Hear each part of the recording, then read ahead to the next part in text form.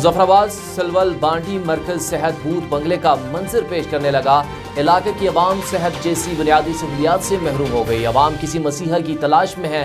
मुजफ्फराबाद से हक न्यूज़ के नुमाइंदा हाजी लतीफ़ अवान की रिपोर्ट के मुताबिक सलवल बांडी मरकज सेहत की बिल्डिंग बूथ बंगले का मंजर पेश करने लगी है। अवाम सरापा एहतजाज है। एरिया के तावन से तामीर होने वाली मरकजी सेहत सलवल बांडी की एक बिल्डिंग 17 साल गुजरने के बावजूद तामीर न हो सकी। कसूरवार कौन तयन करना मुश्किल हो गया। सलवल बांडी मरकज सेहत की बिल्डिंग ज़लज़ले के बाद एरिया के तावन से काम शुरू हुआ, लेकिन बाद में बंद कर दिया गया। किसी भी मुतल्लिका मुंतखब नुमाइंदे ने ज़हमत गवारा नहीं की कि बिल्डिंग की तामीर के लिए कोशिश की जाए। हक न्यूज़ सर्वे के दौरान समाजी शख्सियत परवेज़ कुरैशी, सियासी और समाजी शख्सियत ओवरसीज़ पाकिस्तानी सरदार वकार अब्बासी ने कहा, इलाका सलवल बांडी के अवाम मरीजों को दूर दराज अस्पतालों में ले जाने पर मजबूर है। महंगाई के मारे इलाके के अवाम बीमार बच्चों, औरतों, बुजुर्गों का इलाज मुआवजा कराने से कासिर हैं।